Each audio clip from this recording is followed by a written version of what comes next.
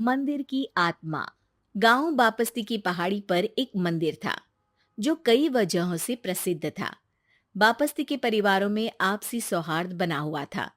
इसकी वजह उस मंदिर को ही बताया जाता है। अरे ओ विमला, ये इस मंदिर की कहानी क्या है रे? अरे ये मंदिर इस गांव के लिए बहुत ही शुभ है। अरे शुभ तो है, तो फिर भी लोग इस मंदिर से दूर क्यों रहते हैं?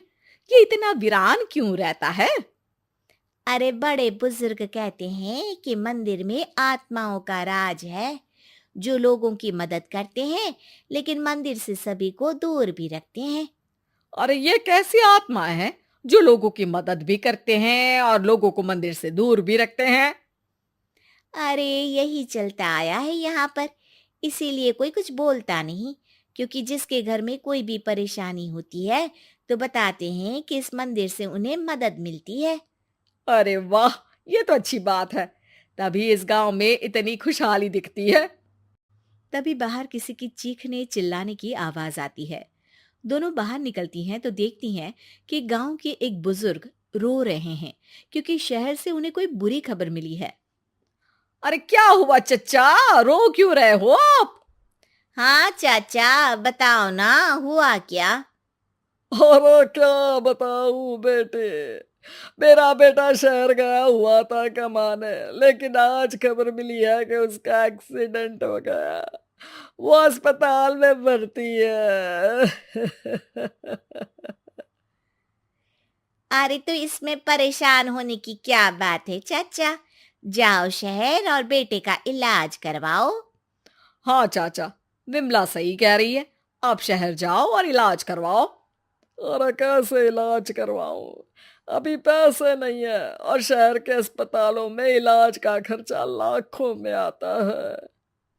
अरे चाचा, भगवान पर भरोसा रखो, कहीं ना कहीं से मदद जरूर मिल जाएगी। बस आज का दिन कैसे भी काट लो। अरे अब तो बेटा थोड़ा समय काटना भी मुश्किल होता जा रहा है। देख कमला, तू ही समझा चाचा को। अरे पैसों का कहीं ना कहीं से इंतजाम तो जरूर हो जाएगा। अरे चच्चा, जब विमला कह रही है तो थोड़ा उस पर भी भरोसा रखो। चलो आपको घर छोड़कर आ जाती हूँ। उसके बाद कमला उन बुजुर्ग को लेकर चली जाती है और विमला मंदिर की ओर चली जाती है। विमला मंदिर की सीढ़ियों पर चढ़ते हुए दूर से नजर आती है। उसके बाद वो आंखों से ओझल हो जाती है। उसी रात उस बुजुर्ग के घर के बाहर एक थैला रखा हुआ मिला। बुजुर्ग उस थैले को देखते ही चौंक पड़ा, क्योंकि उसमें 5 लाख रुपए रखे हुए थे। वो बुजुर्ग सुबह दौड़ा दौड़ा गांव के दूसरे बुजुर्गों के पास गया। और मंगल भाई सुनो, मेरे घर के बाहर ये पैसों से भरा बैग रखा हुआ मिला है। अरे किसका है ये भाई? अरे भैया, मुझे क्या पता। तभी उधर से कमला और विमला निकलती हैं। अरे बेटा सुन तो, देख ये क्या रखा हुआ था मेरे घर के सामने। कमला और विमला हैरानी से देखती हैं। अरे वाह, देख विमला, तूने कहा था ना कोई मदद जरूर करेगा। अरे भगवान सबकी मदद करते हैं, ये पैसों की मदद भी भगवान ने ही भेजी है। और क्या। अब चच्चा सोच क्या रहे हो, शहर जाओ और बेटे का इलाज करवाओ। ठीक है बेटियों, जो तुम कहो। चलो निकलता हूँ शहर बेटे का इलाज करवाने के लिए। अरे विमला, एक बात तो बता, ये इन्हें मिले तो कैसे मिले पैसे? अरे मैं ना कहती थी कि ये मंदिर सबकी मुसीबतों में मदद भेजता है। अरे वाकई बड़ी पुण्य आत्मा है मंदिर में। सो तो है, लेकिन उनके बारे में लोगों को कम ही पता है। अच्छा, और तुम्हें क्या पता है? अ, जितना पता था वो तो बता दिया। ना रे ना, मैं नहीं मानती। तू कुछ तो छिपा रही है। अरे कुछ ना छिपा रही, जो पता था वो बता दिया। मंदिर से लोगों को मदद मिलती है, बस इतना ही पता है। ठीक है बाबा, अब नहीं पूछूंगी। इसके बाद उसी रात कमला चुपचाप अपने कमरे से निकलती है और मंदिर की ओर चल पड़ती है।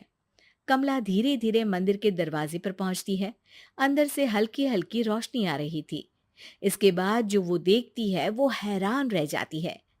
कमला इसके बाद तेजी से वापस लौट आती है। दूसरे दिन सुबह सुबह। अरे विमला, तू तो छिपी रुस्तम निकली। है? ऐसा क्या छिपा लिया मैंने? अरे तूने तो भनक ही नहीं लगने दी और चाचा की मदद भी कर दी। हैं? ये क्या कह रही हो? ऐसा कैसे कह सकती हो तुम? मैंने कोई मदद वदद नहीं की। अरे सब पता है मुझे, कल रात मैं गई थी मंदिर। तो क्या देखा? अरे तुम्हारा पति और कुछ लोग वहां दिखे। बोरियों में नोट भरे हुए थे और सभी नोट गिनने में लगे हुए थे। तो तुम्हें क्या लगा? वो क्या कर रहे थे? अरे मैं समझ गई कि वो लोग कहीं से डकैती कर पैसे लेकर यहाँ मंदिर के पीछे छिपाते हैं। अब जब तुम जान ही गई हो तो बता देती हूँ, लेकिन ये बात किसी को पता नहीं लगनी चाहिए। मेरे पति डकैती नहीं डालते हैं, बस उन लोगों से पैसे छीनते हैं जिन्होंने गलत तरीके से पैसे बनाए हैं। और फिर लोगों की मदद करते हैं। यही है वो पुण्य आत्माएं जो लोगों को मदद पहुंचाती है। अब समझी? हाँ, अब समझी उन पुण्य आत्माओं का चक्कर। सही है। करते रहो मदद, लेकिन सावधानी से, मेरी तरह कोई और ना पहुंच जाए।